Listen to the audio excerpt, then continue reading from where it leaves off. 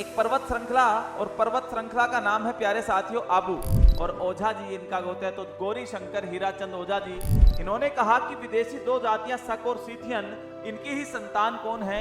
हाँ जी, नमस्कार साथियों, अभ्युदय टीचर्स एकेडमी के यूट्यूब चैनल पर आप सभी का मैं नीरज यादव दिल से स्वागत करता हूं। प्यारे साथियों, राजस्थान के मध्यकाल की रियासती जो काल है, उस रियासती काल के एक बेहतरीन टॉपिक जिसे आप चौहान वंश कहते हो। प्यारे साथियों, चौहान वंश की जो शाखा है, उस चौहान वंश की शाखा का कैसे उत्पत्ति हुई, इस चीज पर सबसे बेहतरीन चर्चा करने जा रहा हूं मैं आपके साथ। तो प्यारे साथियों, जानना है अपने को जो चौहान शासक हैं, वो चौहान शासकों की उत्पत्ति का क्या सिद्धांत है, उस चीज पर हम बात कर रहे हैं। आइए जानते हैं पूरा इतिहास कि चौहानों की क्या उत्पत्ति, कैसे, कहां से, इनको सूर्यवंशी क्यों कहा जाता है, इनको रघुवंश क्यों कहा जाता है, अग्निकुंड से उत्पन्न कहा गया, ब्राह्मणों से उत्पन्न कहा गया, विदेशी इतिहासकार इसे विदेशी जाति बताते हैं। आखिर क्या है सच चौहानों की उत्पत्ति का, आज इस वीडियो में पूरा इतिहास आप जानोगे चौहानों के साथ। देखो साथियों, राजस्थान के चौहान शासक, राजस्थान के चौहान शासकों में सबसे पहले हम पढ़ रहे हैं राजस्थान के चौहान शासक और चौहानों की उत्पत्ति। ये चौहानों की उत्पत्ति जो टॉपिक है साथियों, ये काफी इंपोर्टेंट टॉपिक है, एग्जाम में चर्चा में रहता है ये टॉपिक, और ये जानना आपके लिए अति आवश्यक है कि चौहानों की उत्पत्ति कैसे हुई। उसके बाद हम चौहान वंश भी देखेंगे, चौहान वंश के कंप्लीट शासक भी देखेंगे, कौन से प्रतापी शासक हुए, कौन से राजा के काल को स्वर्ण काल कहा गया, किस शासक ने दिल्ली तक अधिकार किया, यानी कि दिल्ली और मुगल और चौहान संबंध भी देखेंगे। पूरी चीजें डिटेल से पढ़ेंगे साथियों, निश्चिंत रहें, बिल्कुल जीरो से और पूरी डिटेल के साथ आपको पढ़ाऊंगा। आपका प्रश्न इस वीडियो से निश्चित बनेगा। देखो, चौहानों की उत्पत्ति, आप चौहानों की उत्पत्ति की बात करें और बात चंद्रबरदाई की ना हो, ऐसा हो नहीं सकता। चौहानों की उत्पत्ति में सबसे बड़ा रोल अदा करते हैं चंद्रबरदाई, और चौहानों के इतिहास से लिखने में और इतिहास की जानकारी देने में भी चंद्रबरदाई का सबसे बड़ा योगदान रहा है। तो सबसे पहले चौहानों की उत्पत्ति में आप देख पा रहे हो चंद्रबरदाई की पुस्तक, यानी कि ये जो चंद्रबरदाई था, ये कौन था, सबसे पहले आपको ये पता होना चाहिए। चंद्रबरदाई की एक पुस्तक भी आती है, और पुस्तक का नाम होता है पृथ्वीराज रासो। प्यारे साथियों, पृथ्वीराज रासो के अनुसार ऋषि वशिष्ठ के आबू अग्निकुंड से 4 राजपूत जातियां उत्पन्न हुई। हम बचपन से पढ़ते आ रहे हैं इस चीज को, और बहुत पहले से हम जानते हैं कि अग्निकुंड से 4 जातियां उत्पन्न हुई। ये हमारी 10th से लेकर 12th से लेकर और आगे तक की बुकों में ये 4 जातियों के बारे में हम खूब सारी अध्ययन किया है हमने, और आपने भी इन 4 जातियों के बारे में पढ़ा होगा। लेकिन ये इंपॉर्टेंट है, कई बार पूछा जाता है। लेकिन आज मैं आपको ऐसे रोचक तथ्य बताने वाला हूं चौहानों की उत्पत्ति के, जो आपके अनसुने हैं आज तक और परीक्षा में प्रश्न बने हैं, उन चीजों पर भी चर्चा करूंगा। ये कॉमन बात है, ये आपको एक बार बता देता हूं मैं। तो वशिष्ठ ऋषि ने चंद्रबरदाई की एक पुस्तक थी जिसका नाम पृथ्वीराज रासो था। उसके अनुसार जब हम पृथ्वीराज रासो को पढ़ते हैं तो उसके अनुसार बताया जाता है कि विशिष्ट ऋषि थे साथियों, वशिष्ठ थे, इन्होंने आबू पर्वत पर एक यज्ञ की प्रस्तुति की, यज्ञ किया था, और मान्यता के अनुसार बताया जाता है कि उस यज्ञ की अग्नि से 4 जातियां उत्पन्न हुई, और यज्ञ की अग्नि से जो 4 जातियां उत्पन्न हुई उनमें से हमारी एक जाति थी जिसका नाम आता है चौहान। तो सर वो 4 जातियां कौन कौन सी है, ध्यान दो।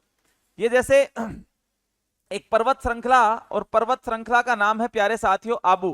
क्या नाम है पर्वत श्रृंखला का, तो ध्यान देना है, पर्वत श्रृंखला का नाम है आबू।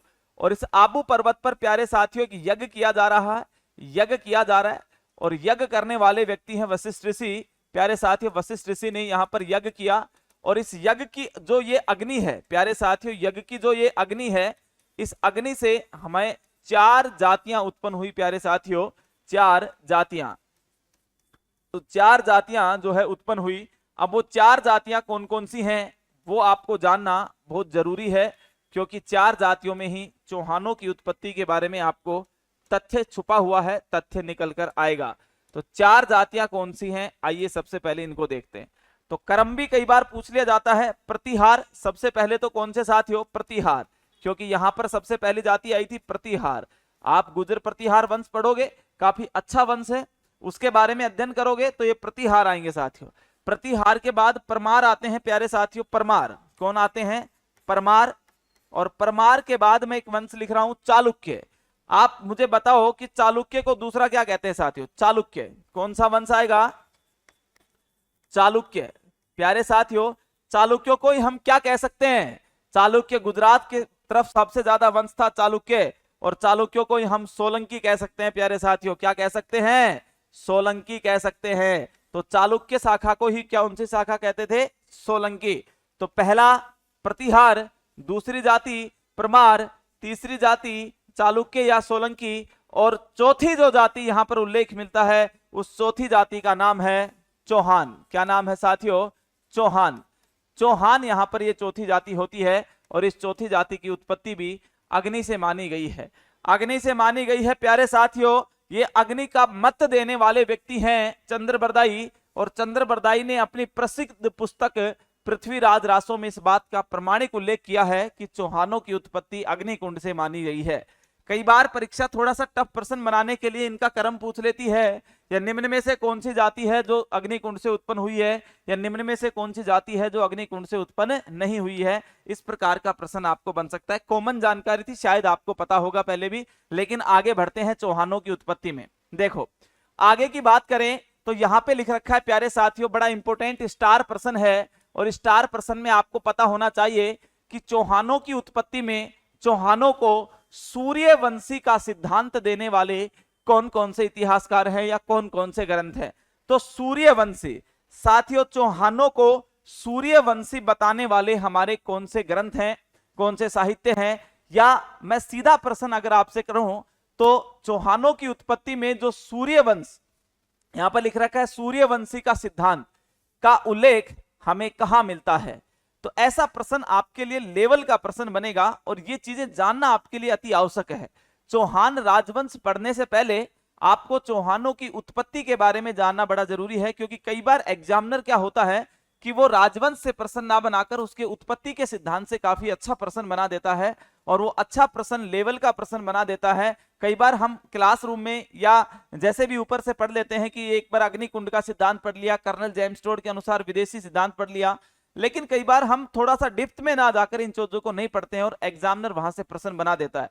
तो हमारे लिए मुसीबत हो सकती है एग्जाम में, लेकिन मुसीबत होने नहीं देंगे प्यारे साथियों। मैं आपको बताऊंगा कि चौहानों को जो सूर्यवंशी का सिद्धांत दिया है वो किन किन पुस्तकों में मिला है, कहां कहां पर मिला है, इस चीज को जाने।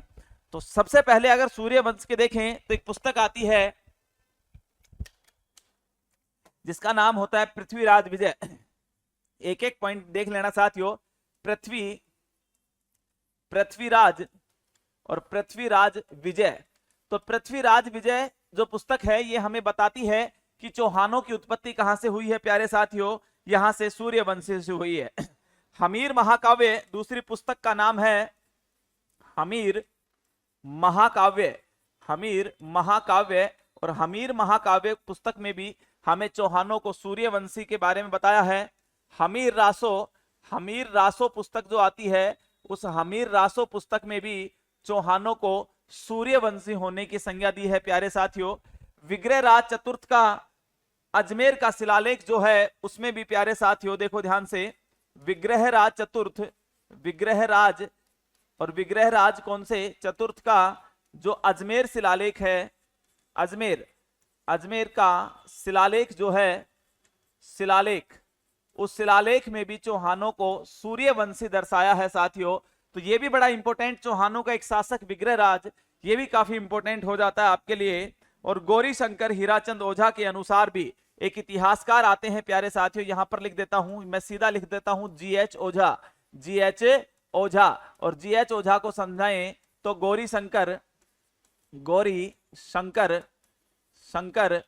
H से हीराचंद और ओझा जी इनका होता है। तो गौरी शंकर हीराचंद ओझा जी के अनुसार भी चौहानों को कौन से वंशी कहा गया है? सूर्यवंशी। आगे से अगर आपकी परीक्षा आपसे प्रश्न बनाए कि बताइए चौहानों को सूर्यवंशी का प्रमाणिक परिणाम देने वाली कौन से ग्रंथ हैं? पहले ग्रंथ का नाम पृथ्वीराज विजय, हमीर महाकाव्य या हमीर रासो, और विग्रहराज का जो अजमेर का शिलालेख मिला है उस शिलालेख में भी हमें इस चीज का प्रमाणिक उल्लेख मिलता है कि चौहान सूर्यवंशी थे। और हमारे प्रसिद्ध इतिहासकार GH ओझा, जिन्हें आप गौरी शंकर हीराचंद ओझा के नाम से जानते हो, इस व्यक्ति ने भी, इस इतिहासकार ने भी चौहानों को सूर्यवंशी होने का दर्जा प्राप्त दिया है। तो ये चौहानों के सूर्यवंशी सिद्धांत काफी इंपॉर्टेंट है, आपको इन ग्रंथों के बारे में पता होना चाहिए कि इन ग्रंथों में चौहानों को सूर्यवंशी का नाम दिया गया है, याद रखना। देन नीचे चंद्रवंशी। अरे प्यारे साथियों, सूर्यवंशी के बाद आपको यह भी पता होना चाहिए कि चौहानों को चंद्रवंशी सिद्धांत यानी चौहानों को चंद्रवंशी बताने वाले व्यक्ति कौन है और चंद्रवंशी का सिद्धांत देने वाले व्यक्ति कौन है, इस बात का भी आपको पता होना चाहिए। कौन सी पुस्तकें इनको चंद्रवंशी कहती हैं। देखो एक बात आपको याद रखनी है, चंद्रवंशी बताने वाले देखो पृथ्वीराज सेकंड। आपको एक चौहानों का शासक आता है साथियों पृथ्वीराज, और पृथ्वीराज कौन है साथियों, ये पृथ्वीराज सेकंड है। पृथ्वीराज सेकंड जगदेव का पुत्र होता है। जगदेव जो चौहानों का पहला पितृहंता कहलाता है, जिसने अपने पिता की हत्या की वो पितृहंता कहलाता है। और जगदेव चौहानों का प्रथम पितृहंता होता है, उनके पुत्र हैं ये जगदेव। तो जगदेव का हांसी स्थान पड़ता है प्यारे साथियों, हांसी स्थान पड़ता है हरियाणा, एचआर हरियाणा में। हांसी दुर्ग पर विजय भी प्राप्त की थी और हांसी दुर्ग की रक्षा करते हुए ही इस पृथ्वीराज सेकंड की क्या हुई थी प्यारे साथियों, यहां पर मृत्यु हुई थी। तो हांसी के अभिलेख में, हांसी के जब अभिलेख में हम पढ़ते हैं तो हांसी के अभिलेख में हमें मिलता है कि चौहान जो हैं वो कैसे वंशी हैं। चौहान प्यारे साथियों चंद्रवंशी हैं। काफी इंपॉर्टेंट फैक्ट है, याद रखने की बात है। और अचलेश्वर मंदिर के शिलालेख में भी हमें इस चीज का प्रमाणिक उल्लेख मिला है। कौन से मंदिर में सर, अचलेश्वर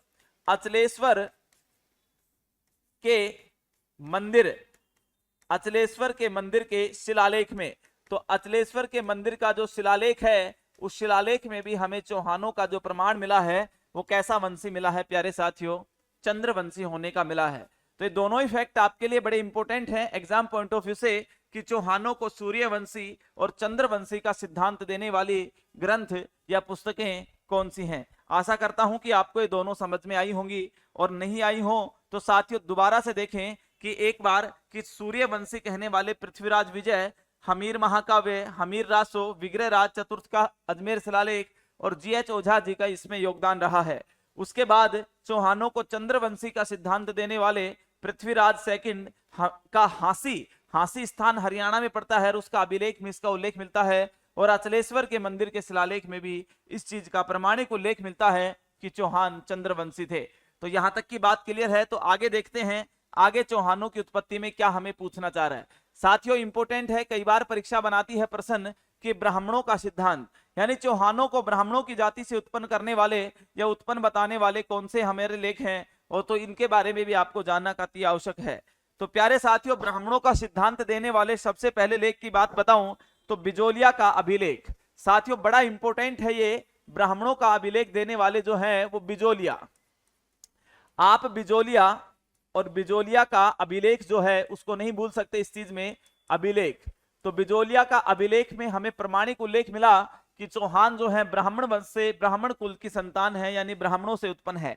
और चंद्रावती का जो अभिलेख है सिरोही में जो मिला है उसमें भी हमें ब्राह्मणों से मिला है। कौन सा सर, चंद्रावती। और चंद्रावती का जो सिरोही, चंद्रावती कहां पर साथियों, सिरोही। और चंद्रावती का जो अभिलेख है तो चंद्रावती के अभिलेख में भी हमें चौहानों की जो उत्पत्ति बताई गई है वो उत्पत्ति ब्राह्मण जाति से बताई गई है। इस बात का भी हमें अच्छे से ख्याल रहना चाहिए साथियों। कायम रासो में भी हमें मिलता है, एक ग्रंथ और आता है साथियों कायम रासो, और कायम रासो में भी हमें मिलता है कि कायम रासो भी कहता है कि चौहान वास्तव में ही ब्राह्मणों से उत्पन्न माने जाते हैं। और यहाँ पर डॉक्टर दशरथ शर्मा इस बात का प्रमाणिक उल्लेख कर देते हैं कि चौहानों की जो उत्पत्ति हुई है वो ब्राह्मणों से हुई है। डॉक्टर दशरथ शर्मा जी आ गए हैं। शर्मा जी जैसी बात करेंगे तो शर्मा जी ने भी कहा है कि ये जो ब्राह्मण हैं, ये जो चौहान हैं ये ब्राह्मणों की संतान माने गए हैं। लेकिन शर्मा जी की बात पर भी 1% भरोसा आप ना करो, ये प्रमाणिक उल्लेख मैंने बता दिया आपको, बिजोलिया शिलालेख, चंद्रवती का सिरोही अभिलेख और कायम रासो, इस चीजों में चौहानों की उत्पत्ति का प्रमाणिक उल्लेख मिलता है कि चौहान ब्राह्मण कुल से उत्पन्न हुए हैं, यानी कि ब्राह्मणों की संतान मानी जाती है। अब बात करते हैं हम विदेशी सिद्धांत की प्यारे साथियों। ये बड़ा इंपॉर्टेंट सिद्धांत है, और विदेशी सिद्धांत की जब भी बात करें तो विदेशी सिद्धांत में देखेंगे कि चौहानों की उत्पत्ति कैसे हुई।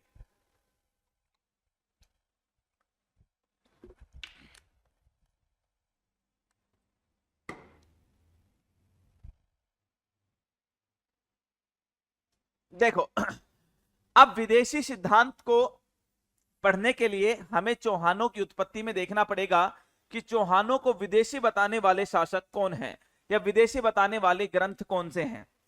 सबसे पहले भाई साहब चौहानों को विदेशी मत देने वाले एक व्यक्ति का नाम मैं आपको बता दूं, जिस व्यक्ति का नाम है कर्नल, और कर्नल का नाम, कर्नल उपाधि है, इसका नाम है James Tod. Colonel James Tod भाई साहब जो हैं इंग्लैंड के इल्गिस्टन प्रांत में जन्मे, और ये इंग्लैंड के निवासी जो हैं, इल्गिस्टन प्रांत में इनका जन्म होता है 1782 ईस्वी में। ये सबसे पहले 1798-99 में भारत आते हैं और उसके बाद ये राजस्थान पहुंचते हैं 1806 ईस्वी में।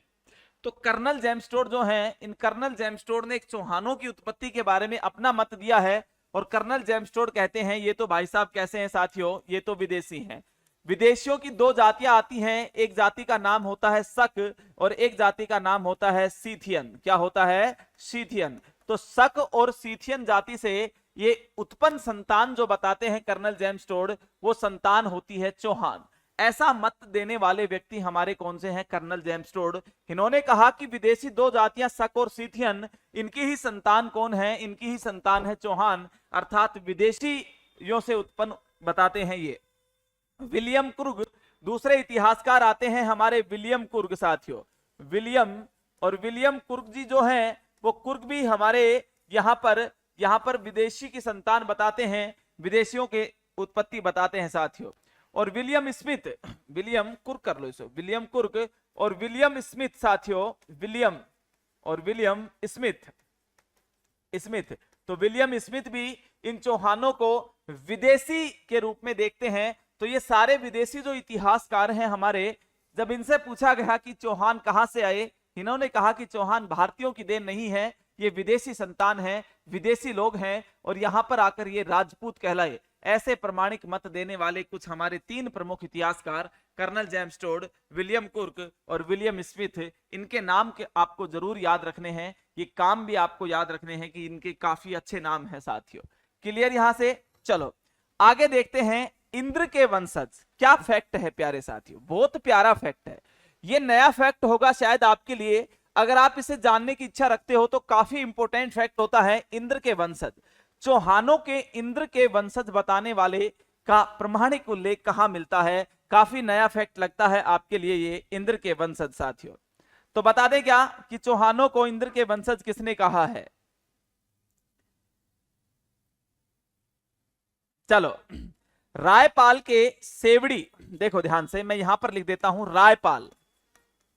रायपाल के सेवड़ी साथियों। सेवड़ी कहां पर है गुरुजी? पाली।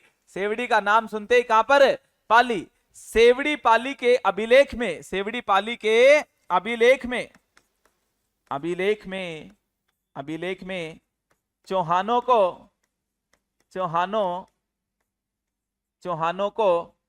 किसका वंशज बताया है प्यारे साथियों?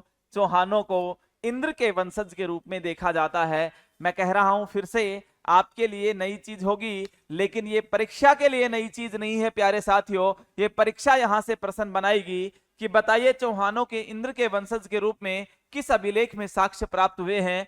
ये आपके लिए चीजें आसान नहीं होंगी एग्जाम हॉल में, नोट करके याद रख लेना।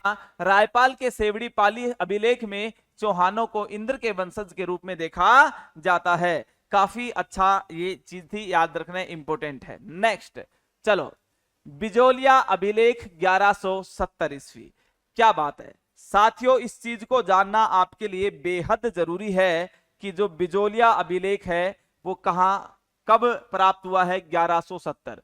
ये बिजोलिया अभिलेख चौहानों के बारे में सबसे ज्यादा जानकारी देने वाला अभिलेख है और ये बड़ा इंपॉर्टेंट है, यहां से प्रश्न बनते हैं।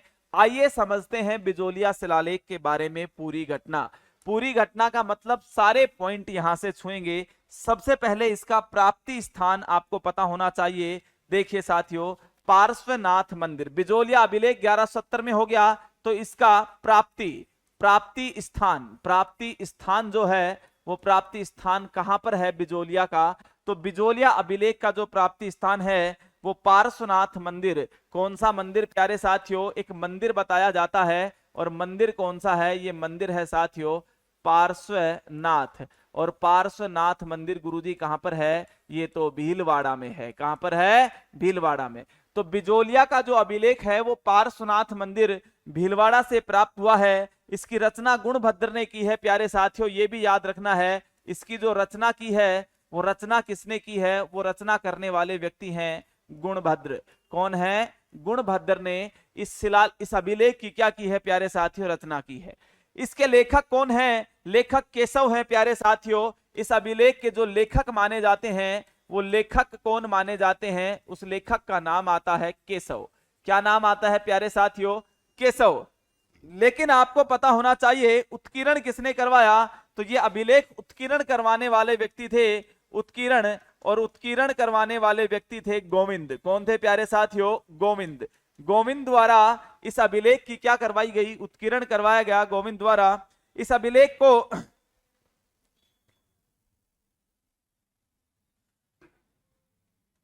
देखो ध्यान से, एक इंपॉर्टेंट फैक्ट बताता हूं प्यारे साथियों। इस अभिलेख को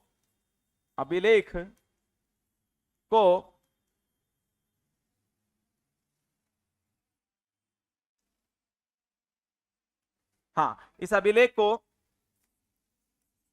लेलाक जैन द्वारा मंदिर में उत्कीर्ण करवाया गया। याद रखना है, बड़ा इंपॉर्टेंट फैक्ट है। इस अभिलेख को लेलाक जैन द्वारा मंदिर में उत्कीर्ण करवाया गया। कौन सा अभिलेख है प्यारे साथियों? बिजोलिया का अभिलेख है, याद रखना। समकालीन शासक था इस अभिलेख के, समकालीन शासक सोमेश्वर चौहान थे प्यारे साथियों, याद रखना। इस अभिलेख के समकालीन जो शासक थे उन समकालीन शासक का जो नाम आता है वो आता है सोमेश्वर। कौन सा नाम आता है साथियों? सोमेश्वर। और सोमेश्वर चौहान थे, यहां पर याद रखना है। सोमेश्वर चौहान यहां पर क्या थे प्यारे साथियों? समकालीन शासक आते हैं। उपाधि प्रताप लंकेश्वर किस अभिलेख में दिए? सोमेश्वर चौहान है, और सोमेश्वर चौहान की एक उपाधि आती है प्यारे साथियों, उपाधि, और उपाधि का नाम होता है प्रताप लंकेश्वर। क्या है? प्रताप लंकेश्वर। और प्रताप लंकेश्वर की उपाधि इसी अभिलेख से हमें प्राप्त होती है कि सोमेश्वर चौहान ने प्रताप लंकेश्वर की उपाधि धारण की है। अब मेन बात यह है, ये तो अभिलेख के बारे में जानकारी हो गई सर, ये अभिलेख वर्णन क्या करता है? मेन बात बताइए गुरुजी, इस अभिलेख में वर्णन क्या मिलता है, या इस अभिलेख में जानकारी क्या मिलती है? जानकारी कौन सी मिलती है? किस चीज की जानकारी मिलती है? ये पॉइंट है महत्वपूर्ण अभिलेख का। सर अभिलेख में क्या जानकारी मिलती है, किस चीज का वर्णन मिलता है, इस चीज के बारे में थोड़ा सा बताइए। वास्तव में एक एक पॉइंट करके बता दूंगा जो तुम्हें याद हो जाएगा। सबसे पहले देखो, यह अभिलेख है, ये बताता है चौहानों की उत्पत्ति। चौहानों, पूरी बात ध्यान से सुन लेना साथियों। चौहानों की उत्पत्ति वत्स गोत्र ब्राह्मणों से बताई जाती है। वत्स गोत्र ब्राह्मणों से बताई जाती है। तो वत्स गोत्रे ब्राह्मण से जो उत्पत्ति बताई गई है वो वत्स गोत्रे ब्राह्मण से उत्पत्ति चौहानों की कौन सा शिलालेख या कौन सा अभिलेख बताता है? तो प्यारे साथियों वो बिजोलिया का अभिलेख बताता है। ठीक है साथियों। उसके बाद इसी अभिलेख में जानकारी मिलती है, क्या जानकारी? कि गुरुजी सांभर झील के इसी अभिलेख में हमें जानकारी मिलती है क्या? कि जो सांभर झील है, याद रखना प्यारे साथियों, कौन सी? सांभर जो झील है, सांभर झील के निर्माता वासुदेव को माना जाता है। वासुदेव को माना जाता है। ये मैं नहीं कह रहा, ये कौन कह रहा है? ये अभिलेख कह रहा है कि वासुदेव को यहां से इस सांभर झील का क्या माना जाता है? निर्माता माना जाता है। याद रखना है। विग्रहराज चतुर्थ को दिल्ली का विजेता माना जाता है। ये अभिलेख प्रमाणिक जानकारी देता है। क्या जानकारी है कि विग्रहराज चतुर्थ, विग्रहराज, और विग्रहराज कौन सा है? चतुर्थ है। तो विग्रहराज चतुर्थ को दिल्ली का विजेता माना जाता है, दिल्ली का विजेता, और दिल्ली का विजेता कहा जाता है विग्रहराज चतुर्थ, विग्रहराज चतुर्थ को माना जाता है। तो इस बात की जानकारी भी कौन सा अभिलेख? बिजोलिया अभिलेख में हमें इस बात की जानकारी मिलती है, याद रखना है। राजस्थान के नगरों के प्राचीन नाम अगर कहीं मिलते हैं तो वो बिजोलिया अभिलेख में मिलते हैं प्यारे साथियों। क्या कि राजस्थान के नगरों के, राजस्थान के कई सारे नगर हैं और उन नगरों के प्राचीन नाम अगर आपको देखने हैं तो प्राचीन नाम का उल्लेख अगर कहीं मिलेगा तो वो कौन से अभिलेख में मिलेगा प्यारे साथियों?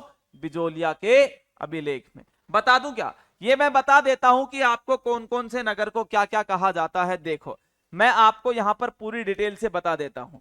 क्या बता रहा हूं मैं, ध्यान से देखो। राजस्थान के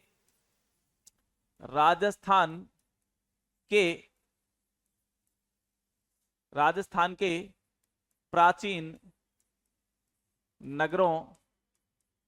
नगरों की जानकारी, प्राचीन नगरों के जानकारी। तो प्राचीन नगरों के क्या क्या नाम हैं और ये कौन सा अभिलेख देता है? अभिलेख कौन सा है? और अभिलेख का नाम है बिजोलिया। कौन सा है प्यारे साथियों? बिजोलिया। तो बिजोलिया अभिलेख के अनुसार मैं सारी चीजें आपको नोट करवा देता हूं, एक एक चीज बता देता हूं। राजस्थान में नगर, एक तरफ तो नगर का प्राचीन नाम, एक तरफ तो मैं नाम लिखूंगा नगर का, और एक तरफ उस नगर का क्या लिखूंगा मैं आपको साथियों? प्राचीन नाम लिखूंगा, प्राचीन नाम बताऊंगा उस नगर का। तो पता होना चाहिए कि ये नगर है और इस नगर का बिजोलिया शिलालेख के अनुसार क्या प्राचीन नाम है, आपको आइडिया होना चाहिए, आपको अंदाजा होना चाहिए। जैसे कि मैं नगर का नाम लिखूं बिजोलिया, सबसे पहले बिजोलिया को देख लेते हैं। हाँ गुरुजी बिजोलिया का ही बताओ। तो बिजोलिया तो बिजोलिया का प्राचीन नाम क्या है? तो यहां पर सबसे पहले मैं देख लूं तो देखो, यहां पर देखो बिजोलिया, यहां पर बिजोलिया अभिलेख है, बिजोलिया अभिलेख है। तो सबसे पहले बताओ गुरुजी बिजोलिया का प्राचीन नाम क्या है? तो बिजोलिया का प्राचीन नाम है साथियों विजयवल्ली। क्या नाम है? विजयवल्ली। विजयवल्ली इस अभिलेख में इस बिजोलिया का क्या मिलता है? प्राचीन नाम मिलता है। ऊपरमाल दूसरा नाम, ऊपरमाल नगर का नाम था और ऊपरमाल का नाम आता है उत्तमाद्री। क्या आता है साथियों? उत्तमाद्री, यहां पर इसका नाम आता है ऊपरमाल का।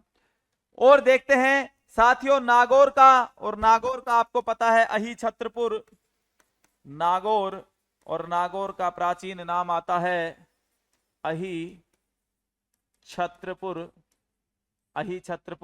नागौर का प्राचीन नाम आता है जालोर, जालोर गुरुजी, और जालोर का प्राचीन नाम आता है जबालीपुर कहा जाता था। किसको?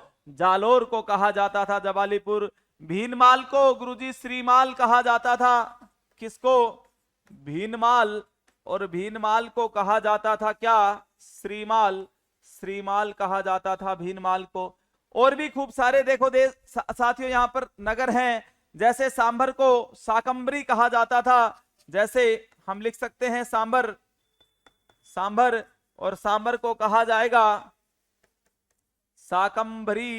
साकंबरी कहा जाता था। किसको? सांभर को क्या कहा गया? साकंबरी। जैसे नागदा को नगरूद कहा जाता है, ऐसे ही याद रखना है।